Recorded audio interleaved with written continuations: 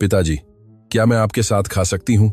आवाज इतनी धीमी थी कि रेस्तरां की शानदार फुसफुसाहट, गिलासों के टकराने की आवाज, धीमी आवाज में हो रही बातचीत और वाद्य संगीत के बीच लगभग खो गई थी। सब कुछ एक दूर के विलासिता के बुलबुले में लिपटा हुआ लग रहा था, जब तक कि वह सवाल हवा को चीरते हुए दिल में सीधे तीर की तरह नहीं लगा। करोड़पति विक्रम सिंह ने धीरे धीरे अपनी नजरें उठाईं। उनके सामने छाती की ऊंचाई तक हाथ जोड़े और आशा तथा भय के मिश्रण से भरी बड़ी आंखों वाली एक गली की बच्ची खड़ी थी। उसकी बेज रंग की पोशाक थोड़ी सिकुड़ी हुई थी, उसकी सैंडल घिसी हुई थी, उसके सुनहरे बाल हवा से उलझे हुए थे, लेकिन उसकी आंखों में कुछ ऐसा था जिसे करोड़पति अनदेखा नहीं कर सके। मेज पर एक सावधानी से सजाई हुई थाली थी। बगीचे की गर्म रोशनी में सफेद शराब का गिलास चमक रहा था। सब कुछ सही था, सब कुछ अपनी जगह पर था, सिवाय उस बच्ची के। और कुछ सेकंड के लिए जो अनंत काल तक महसूस हुए, किसी ने सांस नहीं ली। करोड़पति के पीछे एक शानदार जोड़े ने आश्चर्य से आंखें खोलीं। एक और महिला ने अपना हाथ अपने मुंह पर रख लिया, जैसे कि वह कुछ निषिद्ध देख रही हो। एक आदमी ने सुरक्षा के बारे में कुछ बुदबुदाया। माहौल तनावपूर्ण हो गया, लेकिन करोड़पति किसी और को नहीं, केवल उसे देख रहे थे। बच्ची ने लगभग फुसफुसाते हुए फिर से बात की। मैंने आज कुछ नहीं खाया है, लेकिन मैं वादा करती हूं कि मैं परेशान नहीं करूंगी। खामोशी सोने से भी भारी हो गई और उस पल करोड़पति के अंदर कुछ हिल गया, कुछ जो सालों से सोया हुआ था। लेकिन वह अभी तक नहीं जानते थे कि वह सरल प्रश्न उन्हें एक ऐसे सत्य का सामना करने के लिए मजबूर करेगा जिससे वे अपने पूरे जीवन में बचते रहे थे। और वह बच्ची अपने साथ जो कुछ भी लाई थी, वह उनके भाग्य को हमेशा के लिए बदल देगा। यदि इस कहानी ने आपके परान फाना दिल को छुआ है, तो अब इस चैनल को सब्सक्राइब करें ताकि आप ऐसी कोई भी कहानी न चूकें जो दुनिया को देखने के आपके तरीके को बदल दे। और आगे बढ़ने से पहले हमें कमेंट्स में बताएं कि आप किस शहर से यह कहानी सुन रहे हैं। हम आपको पढ़ना चाहते हैं। करोड़पति ने अपनी थाली को फिर से देखा, फिर बच्ची को देखा, और वेटर को बुलाने के बजाय उन्होंने कुछ ऐसा किया जिससे सब लोग अवाक रह गए। उन्होंने अपनी कुर्सी को थोड़ा पीछे खिसकाया। बैठ जाओ, उन्होंने धीमी आवाज में कहा। बच्ची ने पहले तो हिलने से इनकार कर दिया। उसे विश्वास नहीं हुआ। सच में? उसने पूछा। हाँ, लेकिन पहले मुझे अपना नाम बताओ। प्रिया। करोड़पति को अपनी छाती में एक अजीब दबाव महसूस हुआ। उस नाम में अतीत की गूंज थी, गूंजें जिन्हें वे सालों से चुप कराने की कोशिश कर रहे थे। प्रिया सावधानी से बैठ गई, जैसे कि उसे डर हो कि किसी भी पल कोई अपना विचार बदल देगा। उसके हाथ छोटे थे, थोड़े गंदे थे, लेकिन वे ठंड के बजाय घबराहट से अधिक कांप रहे थे। वेटर जल्दी से पास आया। सर, यह उचित नहीं है। करोड़पति ने उसे देखे बिना एक हाथ उठाया। उसे मेरे जैसी ही थाली लाओ। आसपास फुसफुसाहट बढ़ गई। कुछ लोग अस्वीकृति से देख रहे थे, कुछ अजब जिज्ञासा से, कुछ सच्ची हैरानी से, लेकिन करोड़पति ने अपनी नजरें बच्ची से नहीं हटाईं। तुम्हारे माता पिता कहाँ हैं? उन्होंने गंभीर स्वर में पूछा। प्रिया ने अपनी नजरें झुका लीं। मेरे कोई पिताजी नहीं है और मां बीमार है। यह वाक्य किसी भी सामाजिक आलोचना से अधिक भारी पड़ा। करोड़पति को गले में गांठ महसूस हुई। यह अपराधबोध नहीं था, यह दया नहीं थी, यह पहचान थी, क्योंकि उन आंखों में कुछ ऐसा था जो उन्हें परिचित लगा। गर्व और भूख का मिश्रण, गरिमा और जरूरत का। तुम कितने साल की हो? 5। ठीक वही उम्र जो उनकी बेटी की होती अगर उन्होंने सालों पहले अपने अहंकार को अपनी शादी बर्बाद करने की अनुमति न दी होती। यह विचार बिना अनुमति के आया। करोड़पति ने साम्राज्य बनाए थे। उन्होंने बिना झिझके लाखों के अनुबंधों पर हस्ताक्षर किए थे। उन्होंने बिना पलक झपकाए अधिकारियों को बर्खास्त किया था। लेकिन उस पल उन्हें नहीं पता था कि एक बच्ची के साथ क्या करना है, जो सिर्फ एक मेज साझा करना चाहती थी। थाली आ गई। प्रिया ने उसे एक खजाने की तरह देखा, लेकिन तुरंत खाना शुरू नहीं किया। उसने पहले करोड़पति को देखा। क्या मैं सच में खा सकती हूं? करोड़पति ने सिर हिलाया और जब उसने पहला निवाला लिया तो कुछ अप्रत्याशित हुआ। यह दृश्य नहीं था, यह दूसरों की नजरें नहीं थीं, यह दान का इशारा नहीं था। यह वह तरीका था जिससे उसने भोजन का स्वाद लेते ही अपनी आंखें बंद कर लीं, जैसे कि यह दुनिया का सबसे अच्छा उपहार हो, जैसे कि वह इसकी आदी न हो, जैसे कि हर निवाला एक चमत्कार हो। और करोड़पति ने कुछ ऐसा महसूस किया जो उन्होंने सालों से महसूस नहीं किया था। शर्म, पैसे वाले होने के लिए नहीं, बल्कि अपनी दीवारों से कभी परे न देखने के लिए। क्या तुम हमेशा यहां खाती हो? उन्होंने पूछा। प्रिया ने सिर हिलाया। केवल जब कोई मुझे पास रहने देता है, कभी कभी मुझे बाहर निकाले जाने से पहले ही जाना पड़ता है। करोड़पति ने अपने होंठ भींचे। और आज तुम मेरे पास क्यों आई? बच्ची हिचकिचाई। उसने उन्हें सीधे देखा, क्योंकि आप किसी ऐसे व्यक्ति की तरह दिखते थे जिसे मैं जानती थी। करोड़पति का दिल उछल गया। किसकी तरह? मेरे पिताजी की तरह, उसने फुसफुसाया। दुनिया रुक गई। दूसरी मेज पर किसी ने एक कांटा गिरा दिया। करोड़पति ने महसूस किया कि हवा घनी हो गई है। तुम्हारे पिताजी? मुझे नहीं पता, प्रिया ने ईमानदारी से जवाब दिया, जो दर्दनाक थी। माँ कहती हैं कि वे तब चले गए जब मैं बच्ची थी, लेकिन मुझे लगता है कि वे एक दिन वापस आएंगे। करोड़पति ने एक पल के लिए अपनी नजर हटाई, इसीलिए नहीं कि वे उसे देखना नहीं चाहते थे, बल्कि इसलिए कि लंबे समय में पहली बार उन्हें डर था कि कोई उन्हें अंदर से देख रहा था। और अगर वह वापस नहीं आए? उन्होंने लगभग फुसफुसाते हुए पूछा। प्रिया ने भोलेपन और मजबूर परिपक्वता के मिश्रण के साथ कंधे उंचकाए। तो मैं अकेले बहादुर बनना सीखूंगी। यह वाक्य करोड़पति के आर पार एक दर्पण की तरह गया, क्योंकि उन्होंने मजबूत बनना सीखा था, लेकिन बहादुर नहीं। अंतर बहुत बड़ा था। मजबूत होना दिल बंद करना था, बहादुर होना उसे खोलना था। और उसी पल करोड़पति को संदेह होने लगा कि वह बच्ची संयोग से उनकी मेज पर नहीं आई थी। कुछ और था, कुछ जो उन्हें अभी तक समझ नहीं आया था, लेकिन जो जल्द ही उन्हें उस अतीत का सामना करने के लिए मजबूर करेगा जिसे उन्होंने अनुबंधों, यात्राओं और चुप्पी के नीचे दफना दिया था। प्रिया धीरे धीरे शिष्टाचार से खाती रही। उसने निवाला नहीं निगला, उसने और नहीं मांगा, बस आंखों से धन्यवाद दिया। और करोड़पति ने महसूस किया कि उसके साथ बिताया गया हर सेकंड उस कवच का एक हिस्सा तोड़ रहा था जिसे उन्होंने सालों से बनाया था।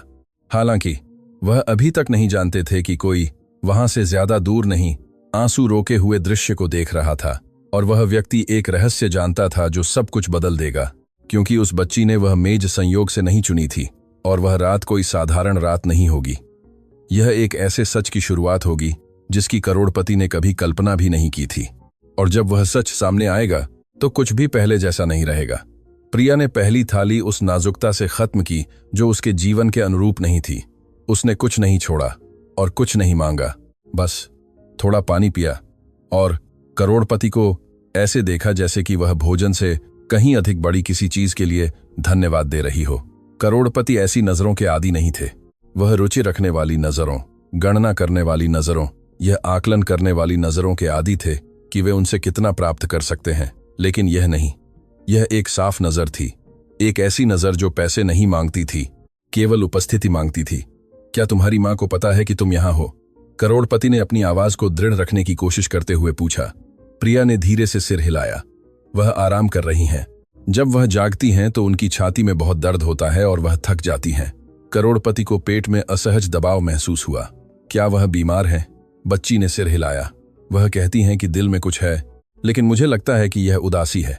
यह जवाब 5 साल की बच्ची के लिए नहीं था। करोड़पति ने एक पल के लिए सांस लेना बंद कर दिया। उदासी, वह शब्द उन्हें बहुत परिचित लगा। उन्होंने कभी प्यार करने वाली महिला के चेहरे पर उदासी देखी थी। उन्होंने उदासी तब देखी थी जब उन्होंने जन्मदिनों पर अनुबंधों को प्राथमिकता देने का फैसला किया था। उन्होंने तलाक शब्द सुनते ही उदासी देखी थी, लेकिन उन्होंने पीछे न देखने का फैसला किया था। करोड़पति ने दर्द को उत्पादकता में, परित्याग को महत्वाकांक्षा में, अपराधबोध को व्यावसायिक विस्तार में बदल दिया था। और अब उनके सामने एक बच्ची उदासी के बारे में ऐसे बात कर रही थी जैसे कि यह एक शारीरिक बीमारी हो। तुम कहाँ रहते हो? उन्होंने सावधानी से पूछा। प्रिया ने मुख्य सड़क की ओर इशारा किया। एक छोटे से कमरे में। माँ कहती हैं कि यह अस्थाई है। अस्थाई? करोड़पति इस शब्द को अच्छी तरह जानते थे। उन्होंने कई बार कहा था कि उनकी अनुपस्थिति अस्थाई थी, कि उनकी यात्राएं अस्थाई थीं, कि उनकी दूरी अस्थाई थी। लेकिन साल अस्थाई नहीं थे, घाव भी नहीं थे। रेस्तरां में अभी भी खामोशी थी। कुछ मेहमानों ने देखने का नाटक किया, लेकिन कोई भी उदासीन नहीं था। करोड़पति ने देखा कि एक महिला पीछे से उन्हें ध्यान से देख रही थी। यह एक जिज्ञासु नजर नहीं थी, यह एक तीव्र नजर थी, जैसे कि वह कुछ इंतजार कर रही हो। क्या तुम्हारी मां काम करती हैं? उन्होंने पूछा। प्रिया हिचकिचाई। पहले हां, अब वह ज्यादा नहीं कर पाती हैं। करोड़पति को महसूस होने लगा कि हर जवाब एक ऐसा दरवाजा खोल रहा था जिसे वे बंद रखना पसंद करते थे। और तुम कैसे खाते हो? ईमानदारी से देखा। प्रिया ने उन्हें क्रूर ईमानदारी से देखा। कभी कभी हम खाते हैं, कभी कभी नहीं। वाक्य एक फैसले की तरह गिरा। करोड़पति के 3 देशों में निवेश थे। उनके खाते सोते समय भी बढ़ते थे। ऐसी संपत्तियां थीं जिन्हें वे कभी देखते भी नहीं थे। और उनके सामने एक बच्ची थी जो अपने जीवन को कभी कभी में मापती थी। कभी कभी हम खाते हैं, कभी कभी नहीं। सालों में पहली बार करोड़पति को महसूस हुआ कि सफलता किसी भी वास्तविक शून्य को नहीं भरती है। तुम ठीक मेरी मेज पर क्यों आई? उन्होंने धीरे से पूछा। प्रिया ने उन्हें सीधे देखा, क्योंकि आप अकेले थे। इस जवाब ने उन्हें अप्रत्याशित रूप से पकड़ लिया। करोड़पति ने चारों ओर देखा। लोग थे, शोर था, विलासिता थी, लेकिन हाँ, वह अकेले थे।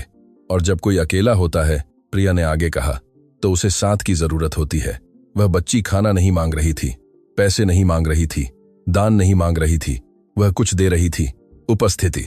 करोड़पति ने अपनी नजरें झुकाईं। उन्हें 5 सितारा होटलों में रातें याद आईं, जहां खामोशी किसी भी शहर से ज्यादा शोर करती थी।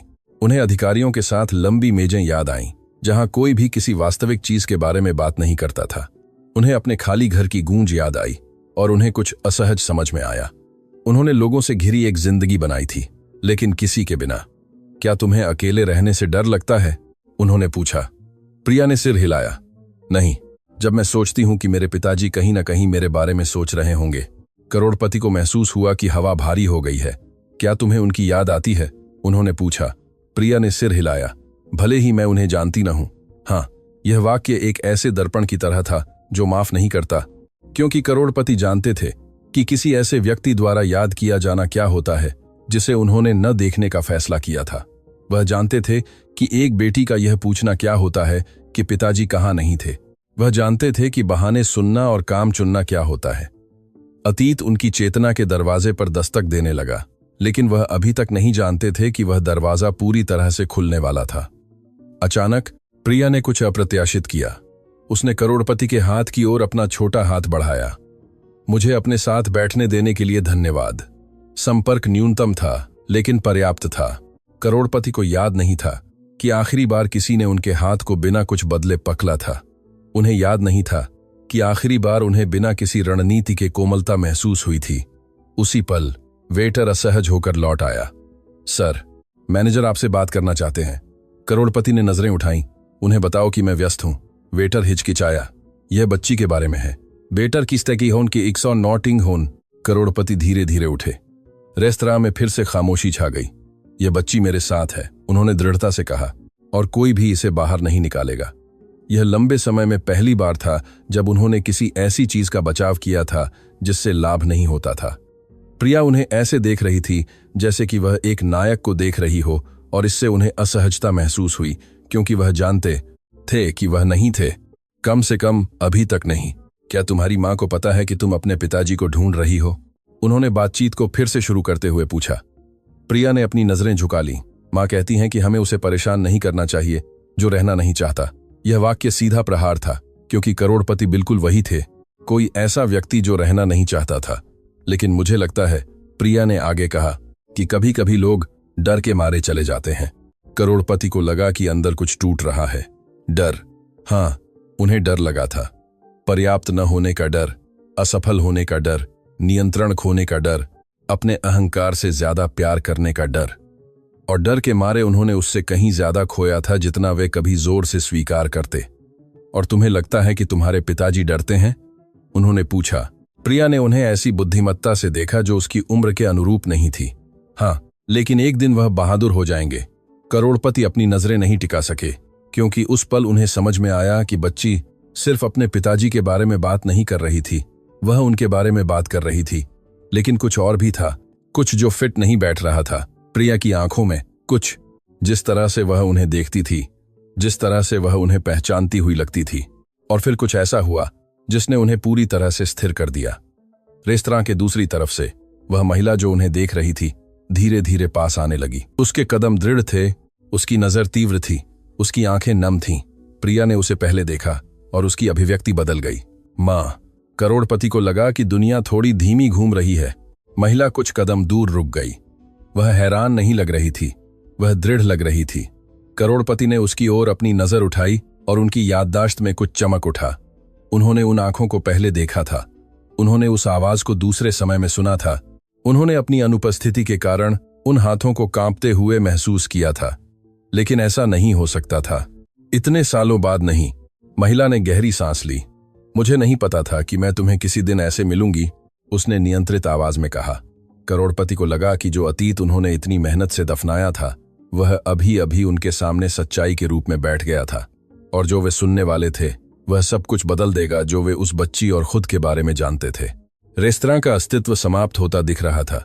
बर्तनों की आवाज, मधुर संगीत, शानदार बातचीत, सब कुछ एक प्रकार की अदृश्य चुप्पी में निलंबित हो गया था। जब प्रिया की मां मेज के सामने रुकी, करोड़पति को लगा कि उनका दिल एक ऐसी ताकत से उनकी छाती में धड़क रहा है जिसे वे सालों से नहीं जानते थे। महिला ने कोई भड़कीला मेकअप नहीं किया था और न ही महंगे कपड़े पहने थे। उसकी पोशाक साधारण थी, उसके बाल व्यावहारिक तरीके से बंधे हुए थे, लेकिन उसकी आंखें, वे आंखें नहीं बदली थीं। वे वही थीं जिन्होंने कभी उसे बिना शर्त प्यार से देखा था, वही थीं जिन्होंने उसे रुकने के लिए कहा था, वही थीं जो उस दिन आंसुओं से भर गई थीं जिस दिन उसने जाने का फैसला किया था। उसने उसे बिना नफरत के, बिना चीख पुकार के, बिना तत्काल डांट फटकार के देखा, केवल एक परिपक्व उदासी के साथ, जैसे कोई जिसने पहले ही वह सब रो लिया हो जो वह रो सकता था। मुझे नहीं पता था कि भाग्य इतना विडंबनापूर्ण होगा, उसने आखिरकार कहा। करोड़पति ने जवाब नहीं दिया। प्रिया बिना तनाव को पूरी तरह समझे, लेकिन यह महसूस करते हुए कि कुछ महत्वपूर्ण हो रहा था, एक से दूसरे को देख रही थी। मां, इन्होंने मुझे बैठने दिया, बच्ची ने निर्दोष गर्व से कहा। महिला ने सिर हिलाया। मैंने देखा। करोड़पति को लगा कि टुकड़े अपनी जगह पर आने लगे हैं, लेकिन वह जो उनकी अंतर्ज्ञान पहले ही चिल्ला रही थी, उसे स्वीकार करने का विरोध कर रहे थे। क्या हम एक दूसरे को जानते हैं? उन्होंने पूछा, हालांकि अंदर ही अंदर वह जवाब जानते थे। महिला ने उन्हें सीधे देखा। जितना तुम कल्पना करते हो उससे कहीं ज्यादा। हवा घनी हो गई। करोड़पति धीरे धीरे खड़े हुए। उनका दिमाग पीछे चला गया, एक ऐसे चरण में जिसे उन्होंने मिटाने का फैसला किया था। एक छोटे से अपार्टमेंट में जहां प्यार पैसे से बड़ा था, बिना वकीलों के किए गए वादे, एक महिला जिसने उस पर विश्वास किया था जब उसके पास कुछ भी नहीं था, लेकिन उसके पास कुछ था, महत्वाकांक्षा। और जब महत्वाकांक्षा बढ़ने लगी तो दूरी भी बढ़ने लगी। ऐसा नहीं हो सकता, उसने आखिरकार बुदबुदाया। महिला ने अपनी नजर टिकाई। हाँ, हो सकता है। प्रिया उन्हें उत्सुकता से देख रही थी। मां, क्या तुम इन्हें जानती हो? महिला ने जवाब देने से पहले गहरी सांस ली। हाँ बेटी। करोड़पति को लगा कि जमीन उनके पैरों के नीचे से खिसक रही है। अतीत दरवाजा नहीं खटखटा रहा था, अतीत उनके सामने बैठा था। मैंने बात करने की कोशिश की, लेकिन शब्द नहीं निकल रहे थे। महिला एक कदम और पास आई। तुम पीछे मुड़े बिना चले गए, उसने दृढ़ लेकिन नियंत्रित आवाज में कहा। तुमने कहा था कि यह अस्थायी है। तुमने कहा था कि तुम्हें बढ़ने की जरूरत है। तुमने कहा था कि जब सब कुछ स्थिर हो जाएगा तो तुम वापस आओगे। करोड़पति ने एक पल के लिए आंखें बंद कर लीं। हर वाक्य उन फैसलों की गूंज था जिन्हें उन्होंने सालों से सही ठहराया था। और जब तुम बढ़ रहे थे, उसने आगे कहा, मैं जीना सीख रही थी। रेस्तरां में अभी भी खामोशी थी, कोई भी टोकने की हिम्मत नहीं कर रहा था। प्रिया अपनी मां को देख रही थी, फिर करोड़पति को। क्या वह है? उसने फुसफुसाते हुए पूछा। महिला ने तुरंत जवाब नहीं दिया। उसने सीधे करोड़पति की आंखों में देखा। तुम खुद बताओ। यह चुनौती किसी भी आरोप से ज्यादा शक्तिशाली थी। करोड़पति को लगा कि अहंकार, वह कवच जिसने उन्हें इतने लंबे समय तक बचाया था, टूटने लगा है। उन्होंने प्रिया को देखा। वे आंखें, सिर झुकाने का वह तरीका, जब वह शर्मीली मुस्कान देती थी तो वह अभिव्यक्ति, कुछ ऐसा था जिसे अब नकारा नहीं जा सकता था, कुछ ऐसा जिसे वह अब नजरअंदाजा नहीं कर सकते थे। मैं नहीं जानता था, उसने फुसफुसाते हुए कहा। महिला ने अपनी आवाज नहीं उठाई। तुमने पूछा नहीं। यह वाक्य किसी भी चीख से ज्यादा दर्दनाक था, क्योंकि यह सच था। उसने पूछा नहीं। उसने फोन नहीं किया। वह वापस नहीं आया। उसने जांच नहीं की। वह जानना नहीं चाहता था। उसने अज्ञानता की सुविधा को चुना था। मां, प्रिया ने धीरे से उसकी पोशाक खींची। क्या वह मेरे पिताजी हैं? समय रुक गया। करोड़पति को लगा कि उनका दिल उनके कानों में धड़क रहा है। महिला बच्ची के सामने घुटने टेक गई। हाँ बेटी, शब्द एक निश्चित निर्णय की तरह गिरा। प्रिया ने करोड़पति को आश्चर्य, उम्मीद और भ्रम के मिश्रण के साथ देखा। सच में? करोड़पति अपनी नजरें नहीं टिका सके, क्योंकि वह शब्द उन्हें कुछ ऐसा मानने के लिए मजबूर कर रहा था जिससे वे 5 साल से बचते रहे थे। जिम्मेदारी। वह केवल एक सफल व्यवसायी नहीं थे, वह केवल एक शक्तिशाली व्यक्ति नहीं थे, वह एक पिता थे और वह अनुपस्थित थे। प्रिया ने उनकी ओर एक छोटा कदम बढ़ाया। तो आप क्यों नहीं थे?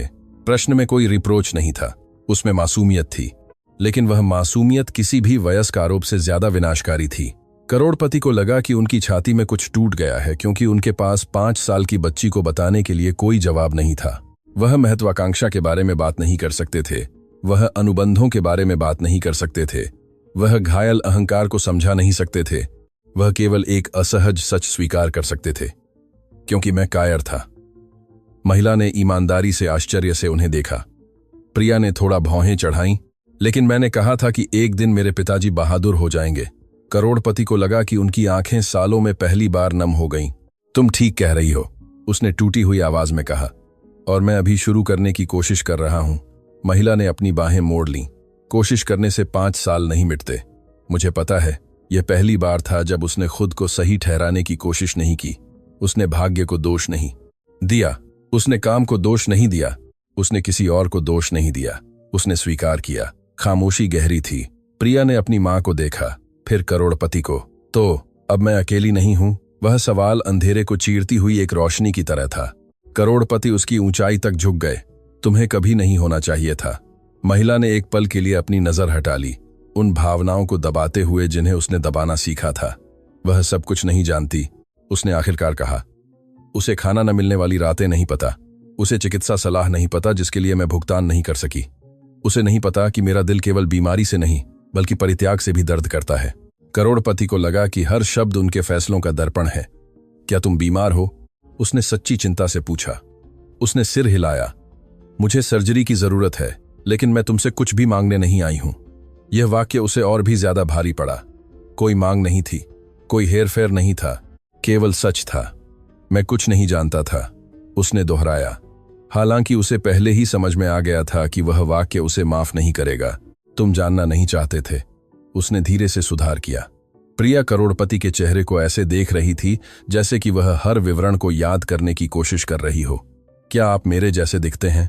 उसने एक छोटी सी मुस्कान के साथ कहा।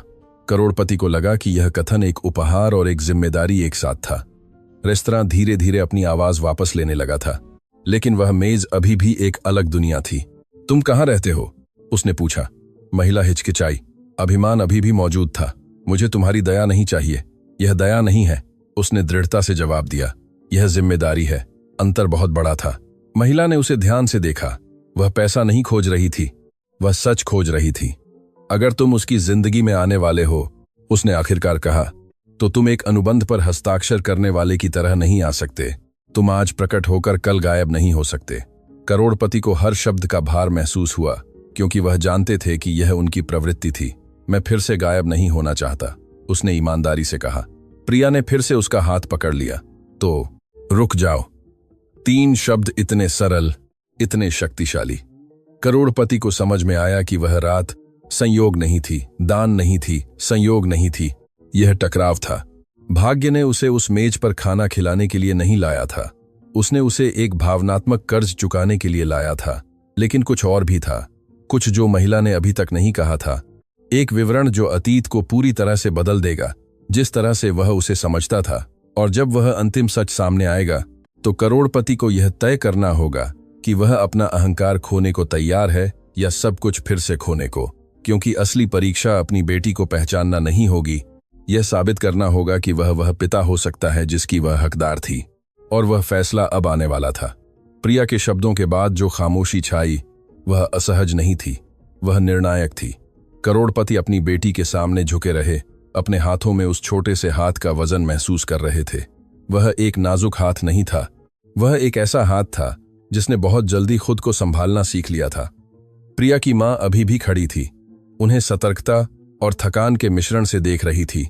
उसकी निगाहों में नफरत नहीं थी, लेकिन विश्वास भी नहीं था। कुछ और जटिल था, एक मूक मूल्यांकन। वह उस आदमी को नहीं देख रही थी जो अपनी बेटी के सामने घुटनों पर बैठ गया था। वह उस आदमी को देख रही थी जिसने कभी रुकने का वादा किया था। अगर तुम सच में उसकी जिंदगी में रहना चाहते हो, उसने आखिरकार दृढ़ लेकिन शांत आवाज में कहा, तुम आधे अधूरे तरीके से नहीं कर सकते। करोड़पति धीरे धीरे खड़े हुए। उन्हें अब एक साम्राज्य के मालिक जैसा महसूस नहीं हो रहा था, उन्हें एक नैतिक परीक्षा का सामना कर रहे एक आदमी जैसा महसूस हो रहा था। मैं आधे अधूरे तरीके से नहीं करना चाहता, उसने जवाब दिया। उसने उन्हें गहराई से देखा। तो मेरी बात ध्यान से सुनो।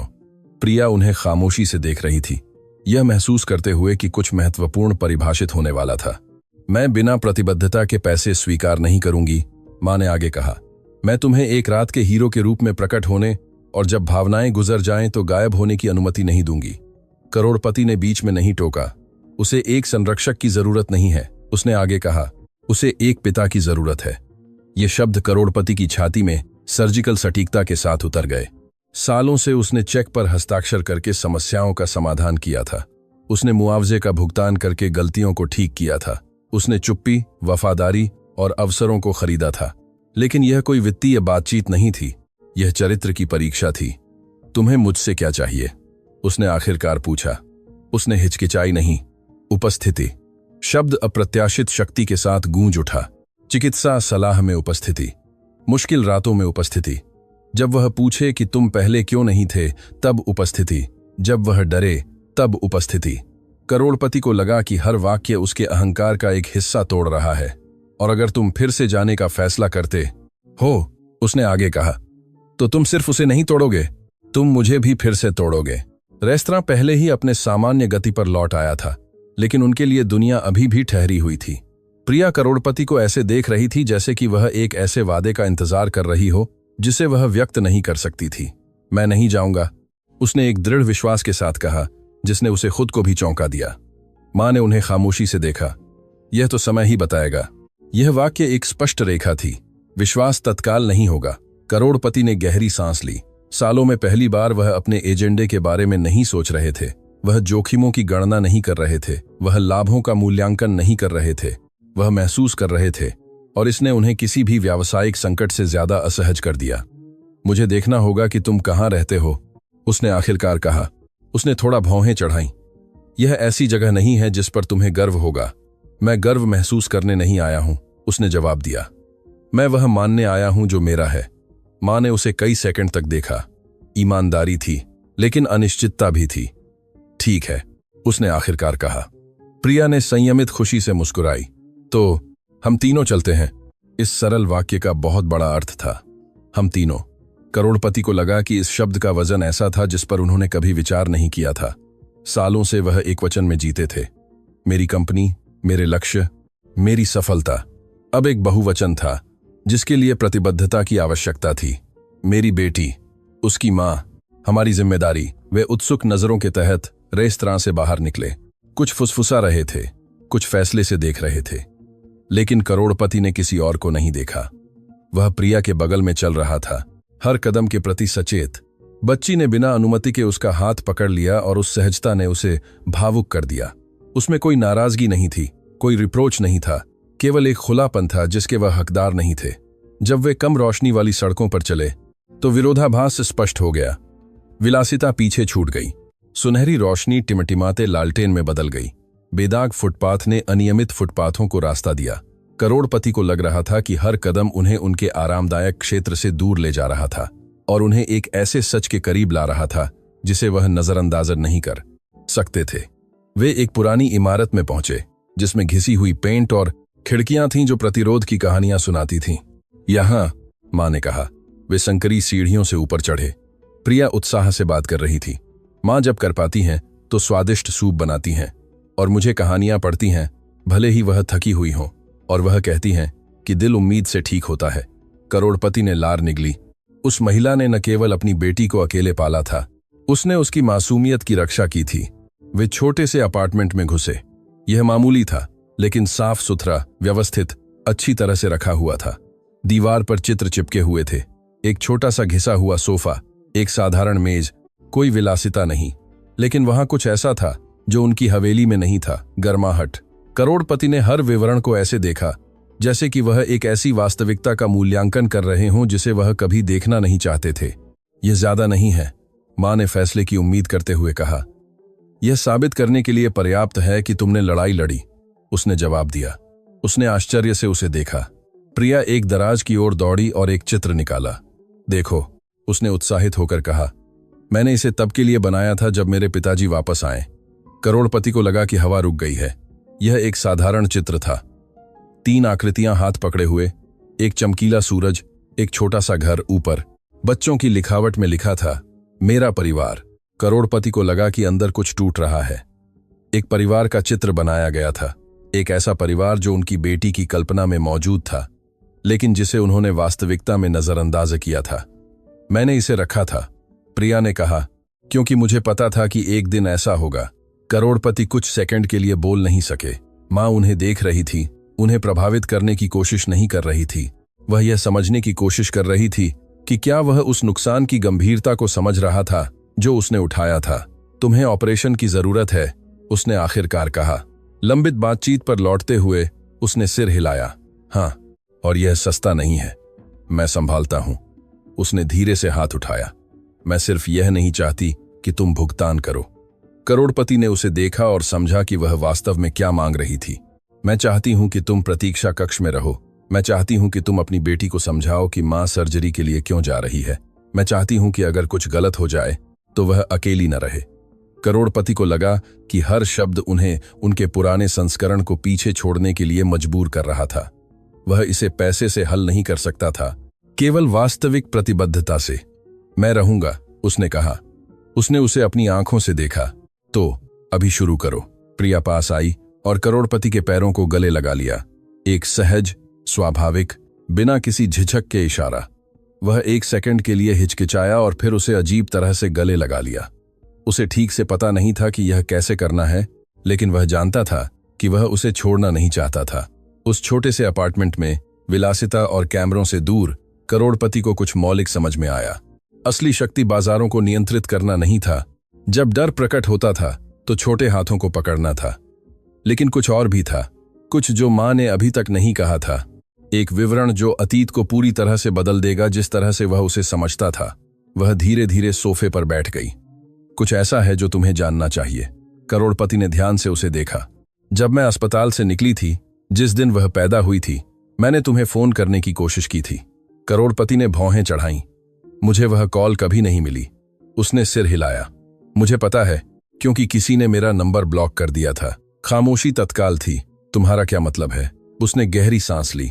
तुम्हारी उस समय की सहायक ने मुझसे कहा था कि तुम कुछ भी जानना नहीं चाहते हो, कि तुम एक महत्वपूर्ण व्यवसाय पर ध्यान केंद्रित कर रहे हो, कि मुझे जोर नहीं देना चाहिए। करोड़पति को लगा कि उनका खून जम गया है। उन्हें उस समय की स्पष्ट रूप से याद थी। एक महत्वपूर्ण बातचीत, एक अंतर्राष्ट्रीय यात्रा, अपने फोन पर बाधाओं से बचने के लिए फिल्टर की एक श्रृंखला।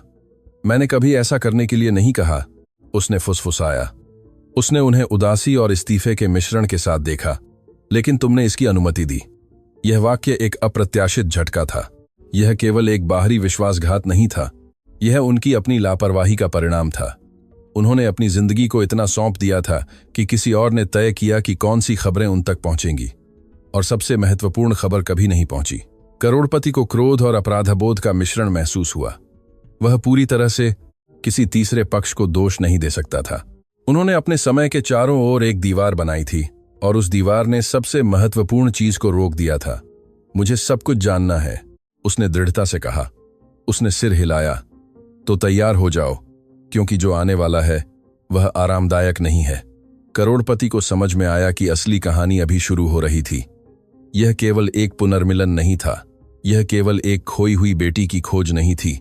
यह गलत फैसलों की एक श्रृंखला थी, चुप्पी की एक श्रृंखला, एक समानांतर जीवन जो उसके बिना विकसित हुआ था। और अब उसे यह तय करना होगा कि क्या वह नींव से पुनर्निर्माण करने को तैयार है। क्योंकि प्यार करना पर्याप्त नहीं होगा, उसे यह साबित करना होगा। और परीक्षा अभी शुरू हुई थी।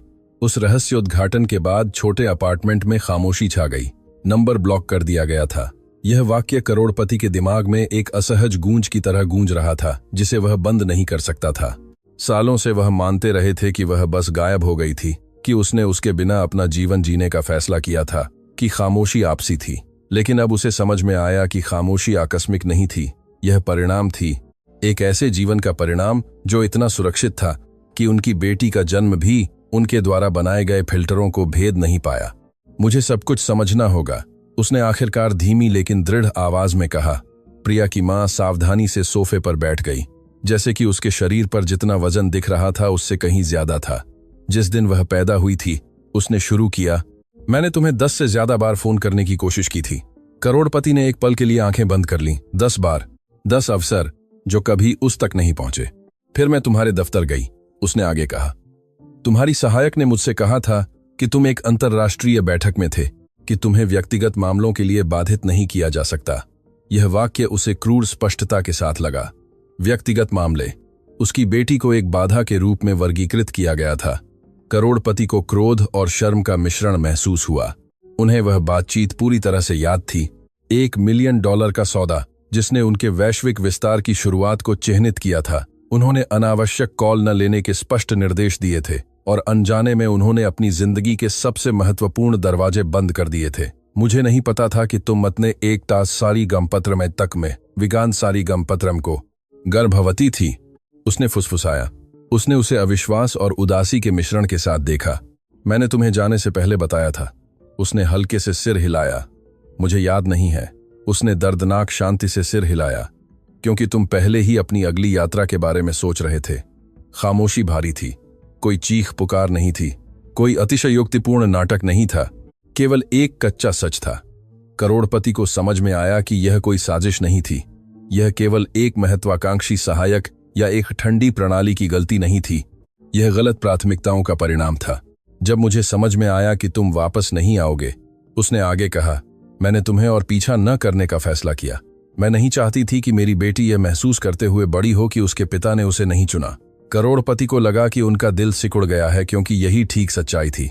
उसने उसे नहीं चुना, इसलिए नहीं कि वह उसे नहीं चाहता था, बल्कि इसलिए कि उसे कभी पता ही नहीं चला कि उसे ऐसा करना चाहिए। लेकिन प्रभाव वही था, अनुपस्थिति। प्रिया छोटे सोफे पर सो गई थी, अपने चित्र को गले लगाए हुए। उस बातचीत के वजन से अनजान मासूमियत, करोड़पति ने उसे कोमलता और अपराधबोध के मिश्रण से देखा। तुमने बाद में मुझे कभी ढूंढने की कोशिश क्यों नहीं की? उसने पूछा। उसने गहरी सांस ली। क्योंकि प्यार भीख से नहीं मिलता। यह वाक्य अपने आप में एक सबक था।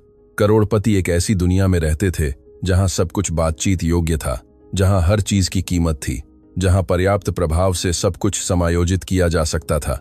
लेकिन प्यार ऐसे काम नहीं करता। मैं आज रात तुमसे सामना करने नहीं आई थी, उसने आगे कहा। मैं इसलिए आई थी क्योंकि प्रिया ने उस रेस्तरां में बैठने की जिद की थी। उसने कहा था कि किसी दिन उसके पिताजी वहां हो सकते हैं। करोड़पति को कंपकंपी महसूस हुई। बच्ची ने उसे संयोग से नहीं चुना था। उसने उसे पहचान लिया था। उसे जाने बिना उसने कुछ महसूस किया था। वह हमेशा उन पुरुषों को देखती थी जो तुम्हारे जैसे दिखते थे, मां ने कहा। उसे हमेशा उम्मीद थी। करोड़पति ने अपनी मुट्ठियां भींच लीं। उसके अंदर का एक हिस्सा समय को वापस मोड़ना चाहता था। उस दिन वापस जाना चाहता था जिस दिन उसने जाने का फैसला किया था। उस पल वापस जाना चाहता था जब उसने बातचीत के बजाय अनुबंध चुना था। लेकिन समय समझौता नहीं करता, और वह इसे किसी और से बेहतर जानता था। तुम्हें कब पता चला कि तुम बीमार हो? उसने सावधानी से पूछा। उसने अपने हाथों की ओर देखा। 1 साल पहले। दिल की समस्याएं। मुझे जल्द ही सर्जरी की जरूरत है। और तुमने यह सब अकेले कैसे संभाला है? उसने थोड़ी थकी हुई मुस्कान के साथ उसे देखा। माताओं को क्या करना पड़ता है जब उनके पास कोई विकल्प नहीं होता?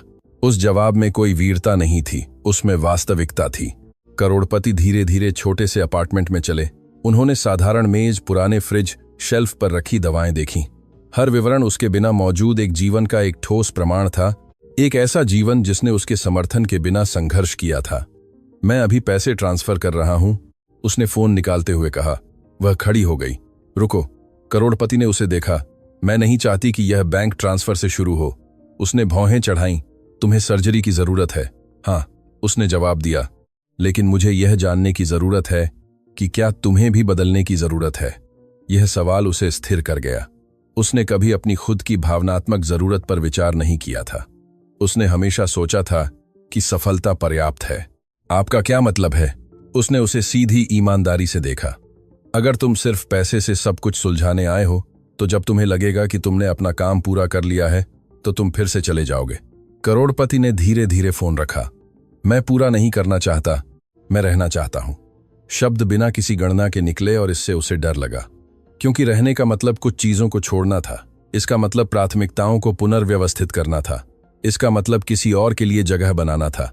इसका मतलब भेद्यता था। तो कुछ छोटे से शुरू करो, उसने कहा। क्या?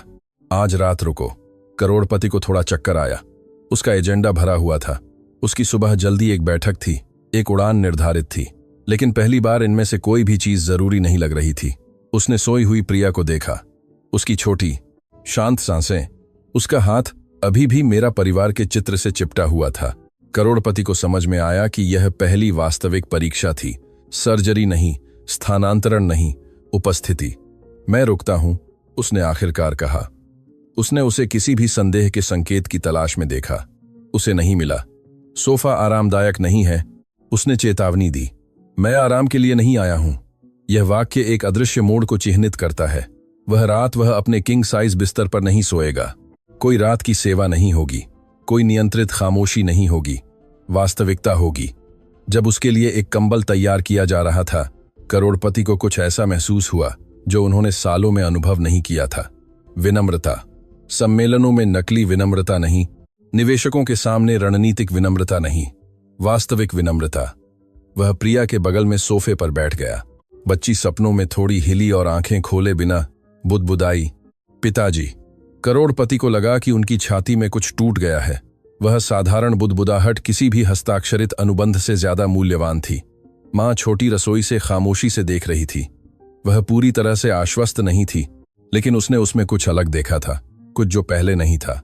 करोड़पति ने उसकी ओर अपनी नजर उठाई। मुझे अफसोस है, उसने आखिरकार कहा। यह कोई विस्तृत भाषण नहीं था, यह कोई बचाव नहीं था, यह कोई लंबी व्याख्या नहीं थी। यह एक साधारण माफी थी, और उस सरलता में सच्चाई थी। उसने उसे अपनी आंखों से देखा। मुझे मत बताओ, उसने जवाब दिया। उसे दिखाओ। करोड़पति ने सिर हिलाया। वह जानता था कि शब्द अपर्याप्त थे।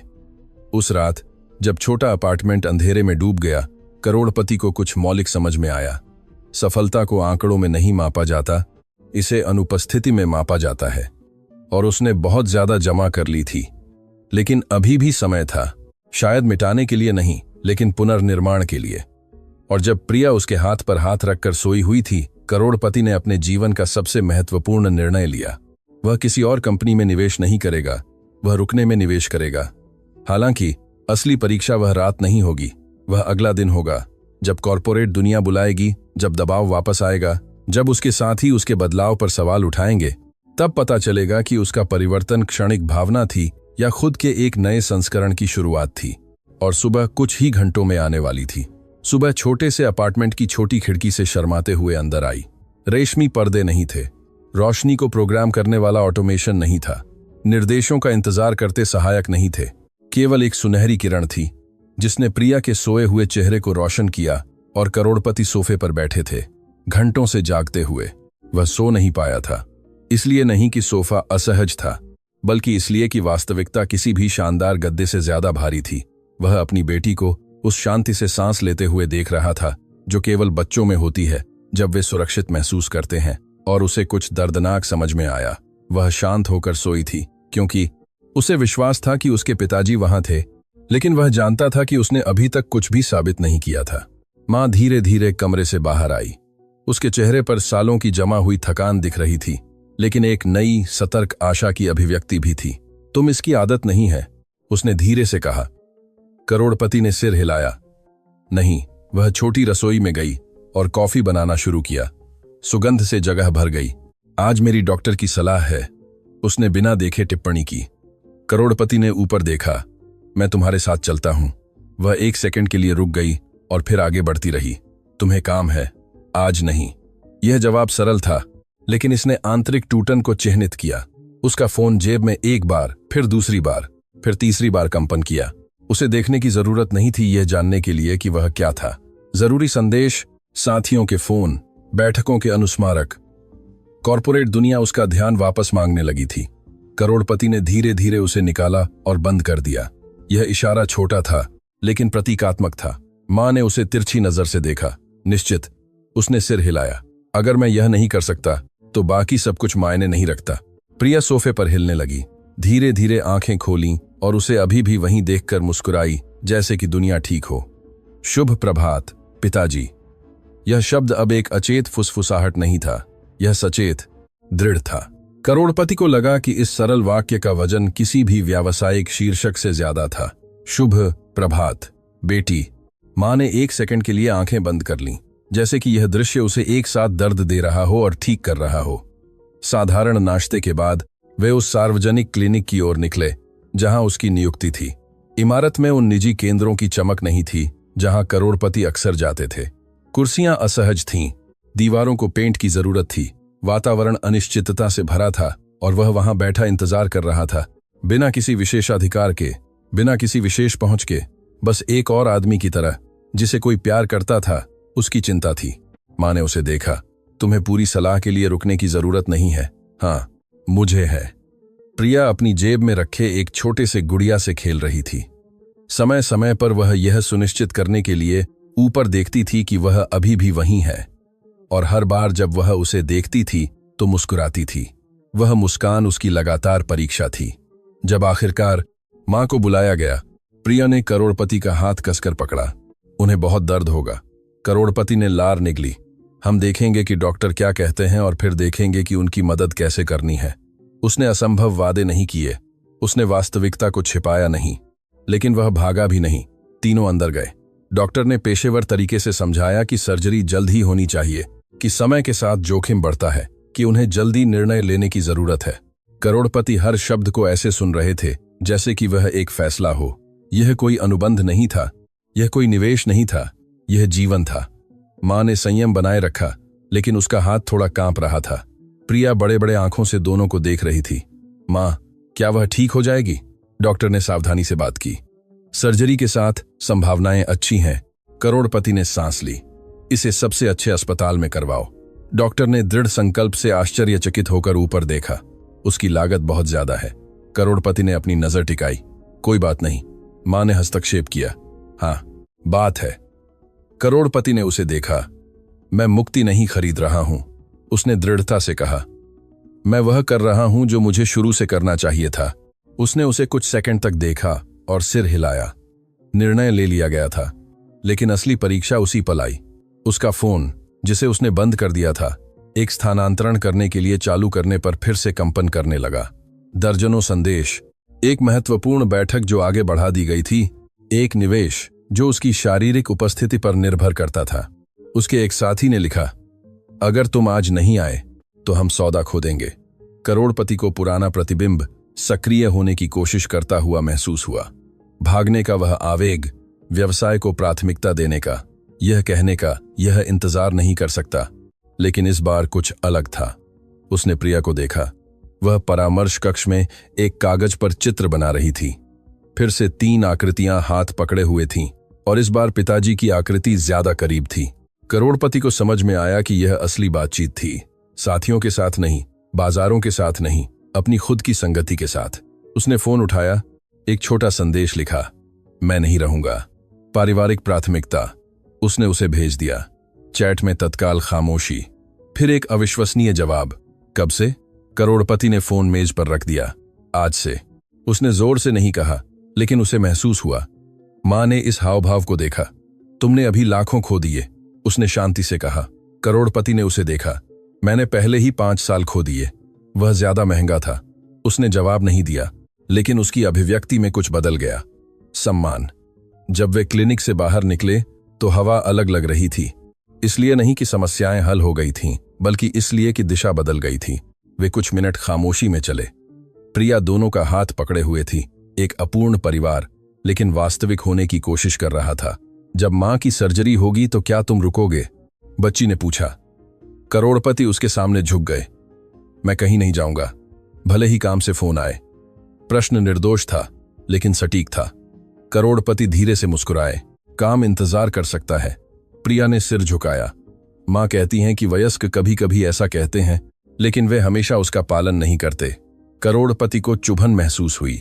यह कोई आरोप नहीं था, यह अनुभव था। तो मुझे देखो, उसने कहा, और तय करो कि मैं पालन करता हूं या नहीं। प्रिया ने कुछ सेकंड तक उसे ऐसे देखा जैसे कि वह ईमानदारी का मूल्यांकन कर रही हो, और फिर मुस्कुराई। मुझे विश्वास है।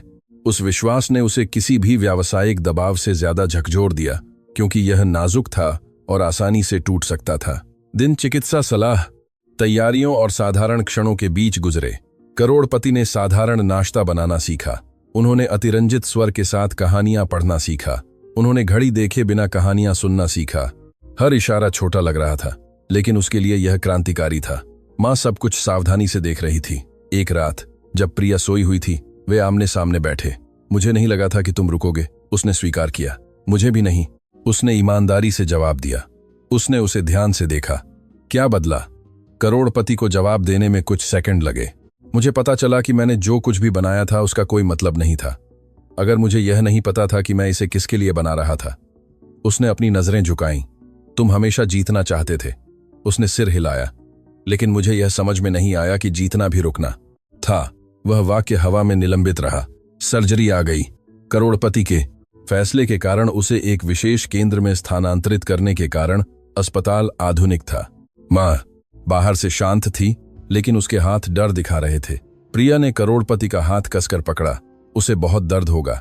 करोड़पति उसकी ऊंचाई तक झुक गए। डॉक्टर जानते हैं कि वे क्या करते हैं और मैं हर समय यहां रहूंगा।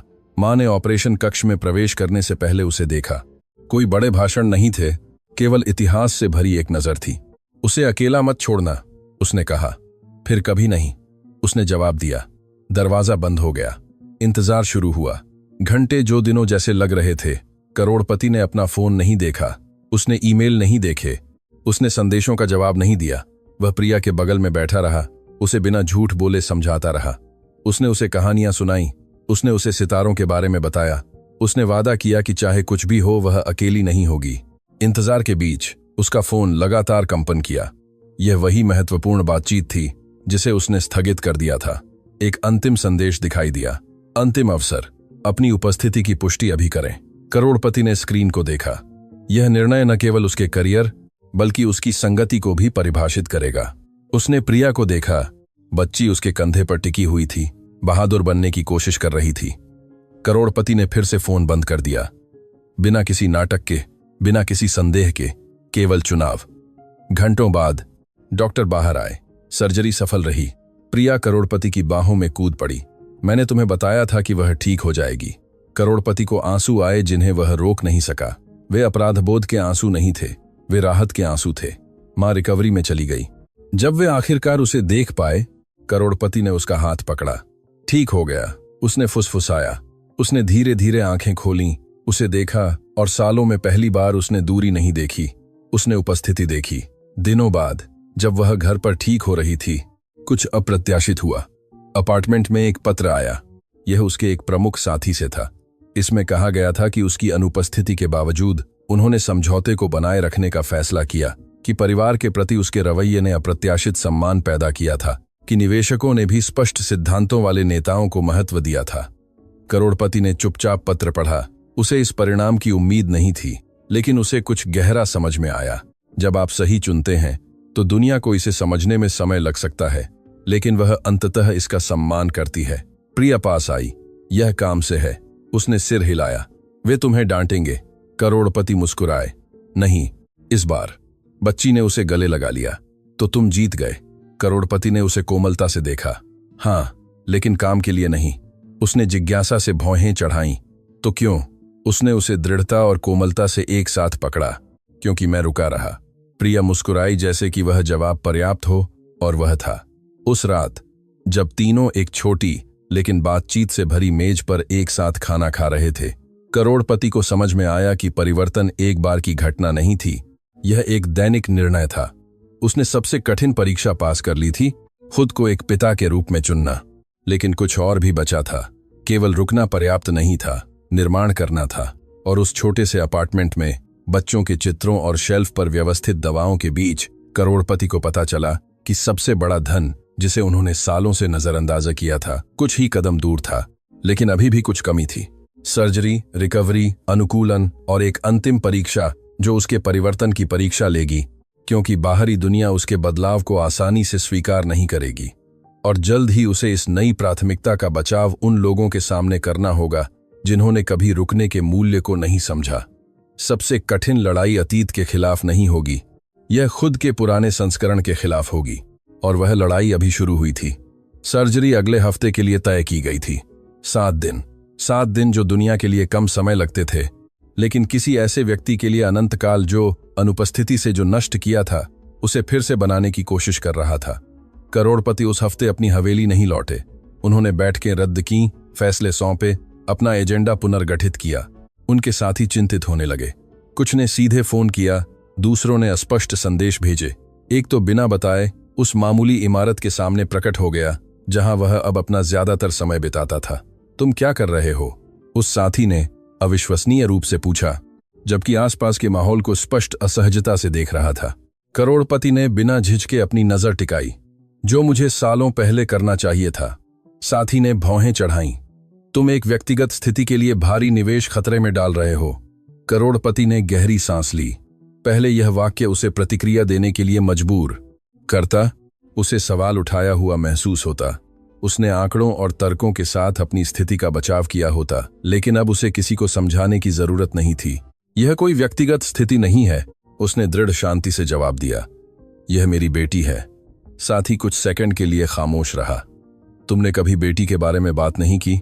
करोड़पति ने नजर टिकाई। मैं कभी उसके लिए नहीं था। खामोशी असहज थी। साथी ने एक आखिरी दबाव की कोशिश की। बाजार इंतजार नहीं करता। अगर तुम यह मौका खो देते हो तो शायद यह वापस ना आए।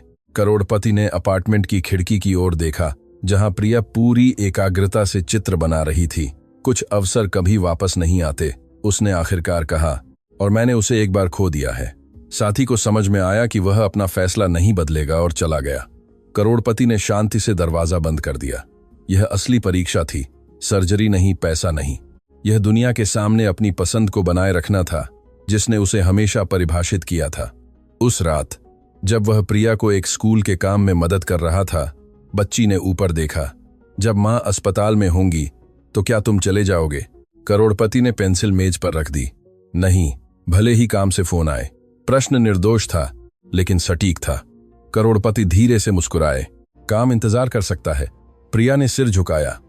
मां कहती हैं कि वयस्क कभी कभी ऐसा कहते हैं, लेकिन वे हमेशा उसका पालन नहीं करते। करोड़पति को चुभन महसूस हुई। यह कोई आरोप नहीं था, यह अनुभव था। तो मुझे देखो, उसने कहा, और तय करो कि मैं पालन करता हूं या नहीं। प्रिया ने कुछ सेकंड तक उसे ऐसे देखा जैसे कि वह ईमानदारी का मूल्यांकन कर रही हो, और फिर मुस्कुराई। मुझे विश्वास है। उस विश्वास ने उसे किसी भी व्यावसायिक दबाव से ज्यादा झकझोर दिया, क्योंकि यह नाजुक था और आसानी से टूट सकता था। दिन चिकित्सा सलाह, तैयारियों और साधारण क्षणों के बीच गुजरे।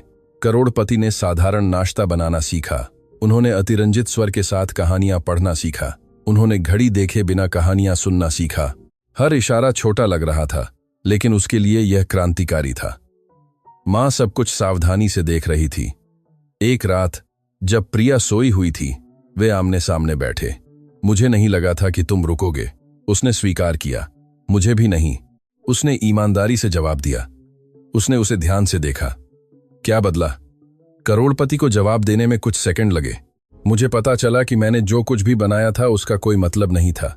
अगर मुझे यह नहीं पता था कि मैं इसे किसके लिए बना रहा था। उसने अपनी नजरें झुकाईं।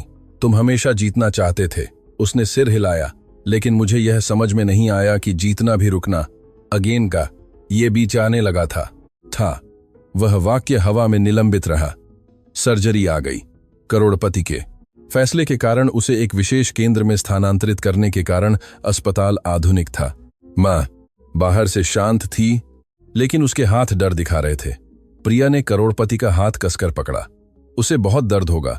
करोड़पति उसकी ऊंचाई तक झुक गए। डॉक्टर जानते हैं कि वे क्या करते हैं, और मैं हर समय यहां रहूंगा। मां ने ऑपरेशन कक्ष में प्रवेश करने से पहले उसे देखा। कोई बड़े भाषण नहीं थे, केवल इतिहास से भरी एक नजर थी।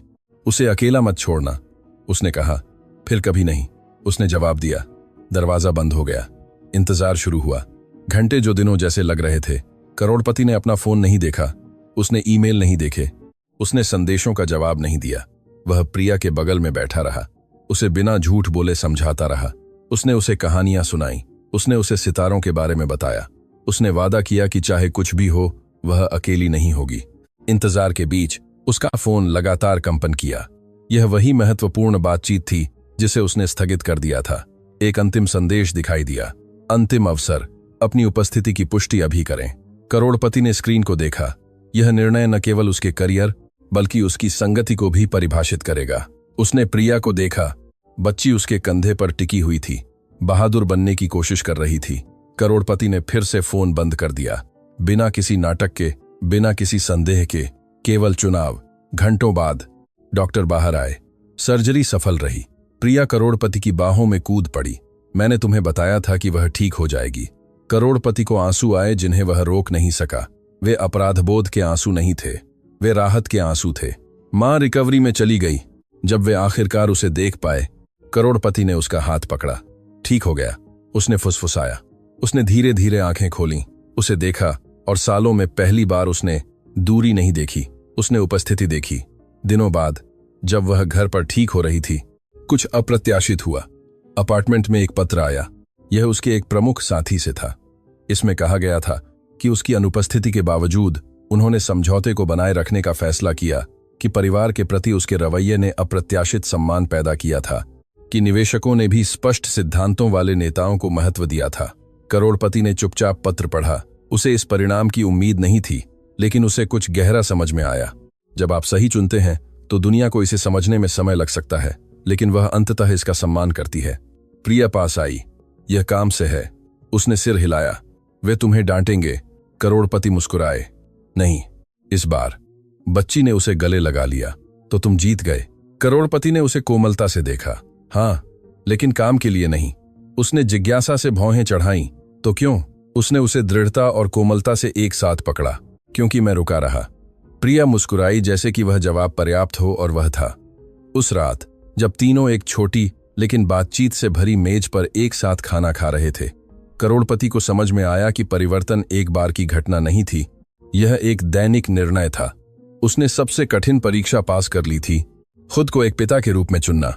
लेकिन कुछ और भी बचा था। केवल रुकना पर्याप्त नहीं था, निर्माण करना था। और उस छोटे से अपार्टमेंट में बच्चों के चित्रों और शेल्फ पर व्यवस्थित दवाओं के बीच करोड़पति को पता चला कि सबसे बड़ा धन, जिसे उन्होंने सालों से नजरअंदाज किया था, कुछ ही कदम दूर था। लेकिन अभी भी कुछ कमी थी। सर्जरी, रिकवरी, अनुकूलन और एक अंतिम परीक्षा जो उसके परिवर्तन की परीक्षा लेगी, क्योंकि बाहरी दुनिया उसके बदलाव को आसानी से स्वीकार नहीं करेगी।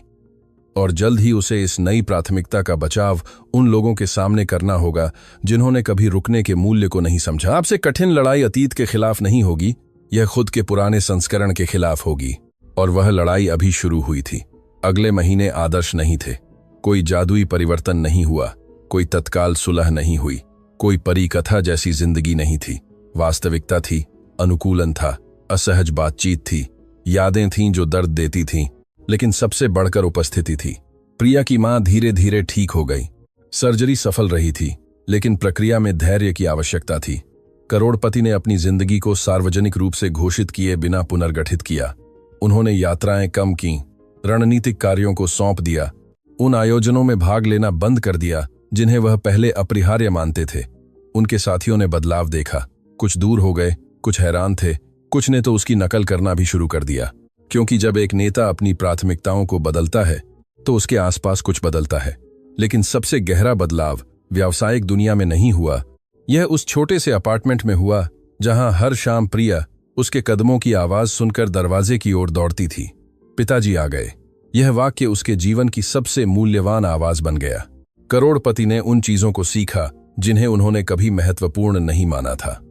उन्होंने सीखा कि एक स्कूल का काम एक बोर्ड मीटिंग से ज्यादा जरूरी हो सकता है, कि 5 बार दोहराई गई कहानी सुनना एक सम्मेलन से ज्यादा प्रभाव डालता है, कि एक सहज आलिंगन सालों की दूरी को ठीक कर सकता है। उन्होंने बिना एजेंडे के रहना सीखा, बिना घड़ी के रहना सीखा, बिना बाधित किए सुनना सीखा। एक शाम जब प्रिया मेज पर चित्र बना रही थी, उसने ऊपर देखा। क्या तुम्हें याद है जब तुमने मुझे रेस्तरां में अपने साथ बैठने दिया था? करोड़पति मुस्कुराए। हाँ, मैं पहले से ही जानता था कि तुम ही हो। करोड़पति ने सिर झुकाया। कैसे? प्रिया ने बच्चों जैसी सहजता से कंधे उचकाए। क्योंकि तुम दुखी लग रहे थे, और मां कहती हैं कि दुखी लोगों को कभी कभी बस किसी ऐसे व्यक्ति की जरूरत होती है जो उन्हें सच में देखे। करोड़पति को गले में गांठ महसूस हुई। सालों से किसी ने उसे सच में नहीं देखा था। उन्होंने उसकी प्रशंसा की थी, उन्हें उसकी जरूरत थी, उन्होंने उसका सम्मान किया था, लेकिन उन्होंने उसे नहीं देखा था। उस बच्ची ने देखा था, और इसने सब कुछ बदल दिया। समय के साथ करोड़पति ने कुछ और फैसला किया। वह सिर्फ अपने घर के अंदर से मदद नहीं करना चाहता था, वह जो उसने सीखा था उसे कुछ बड़ा में बदलना चाहता था। उन्होंने अनुपस्थित पिताओं के लिए कार्यक्रमों को वित्त पोषित करना शुरू किया। उन्होंने उन पुरुषों के लिए मार्गदर्शन स्थान बनाए जिन्होंने परिवार पर काम को प्राथमिकता दी थी। उन्होंने बिना संसाधनों वाली माताओं की देखभाल करने वाले सार्वजनिक क्लिनिकों में निवेश किया। लेकिन इस बार उन्होंने ऐसा छव्वे के लिए नहीं किया। कोई प्रेस कॉन्फ्रेंस नहीं थी, कोई उनके नाम वाली प्लेटें नहीं थीं। खामोश कार्रवाई हुई।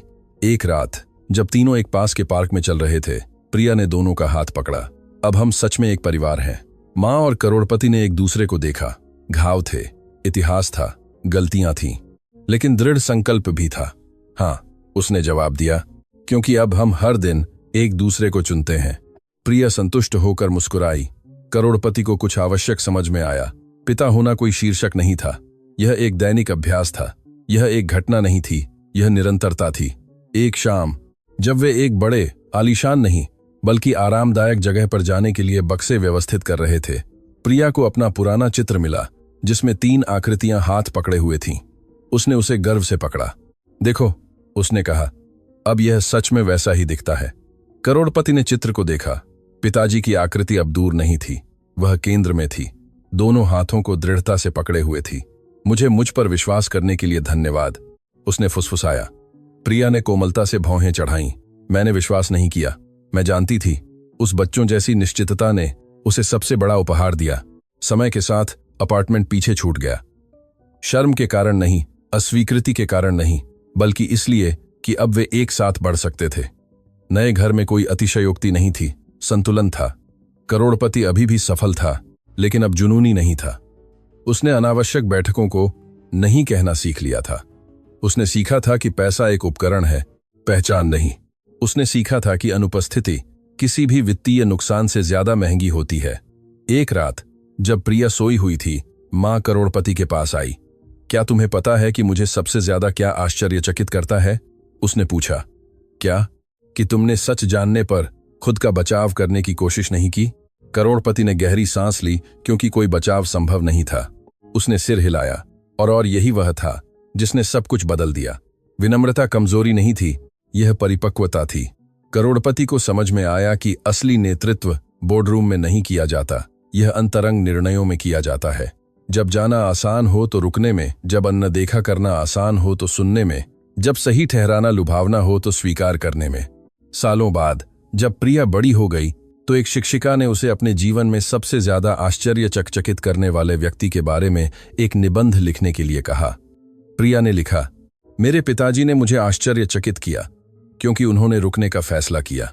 उन्होंने पैसे के बारे में बात नहीं की, उन्होंने कंपनियों के बारे में बात नहीं की, उन्होंने उपहारों के बारे में बात नहीं की, उन्होंने उपस्थिति के बारे में बात की। जब करोड़पति ने वे पंक्तियां पढ़ीं तो उन्हें समझ में आया कि उनकी सबसे बड़ी विरासत इमारतें या निवेश नहीं होंगे, वह वाक्य होगा, उन्होंने रुकने का फैसला किया। कभी कभी हम सोचते हैं कि सफलता को उस चीज से मापा जाता है जिसे हम जमा करते हैं, जिसे हम हासिल करते हैं, जिसे हम दुनिया को दिखाते हैं, लेकिन जीवन चुपचाप हमें एक अलग तरीके से मूल्यांकन करता है। यह हमसे पूछता है, क्या तुम तब वहां थे जब किसी को तुम्हारी जरूरत थी, जब असहज था? तो क्या तुमने रुकने का चुनाव किया? क्या तुमने अपने आसपास के लोगों को सच में देखा? इस कहानी के करोड़पति के पास सब कुछ था, सिवाय सबसे महत्वपूर्ण चीज के, और एक भूखी और आशावान बच्ची द्वारा पूछा गया एक सरल प्रश्न ही था जिसने उसे जगाने के लिए मजबूर किया। पिताजी, क्या मैं आपके साथ खा सकती हूं? वह प्रश्न केवल भोजन के बारे में बात नहीं कर रहा था, वह साथ, उपस्थिति, प्यार के बारे में बात कर रहा था। क्योंकि अंततः हमें यह याद नहीं रहता कि हमने कितना कमाया, हमें यह याद रहता है कि कौन साथ था। अगर आज तुम्हारे पास रुकने का अवसर है तो ऐसा करो।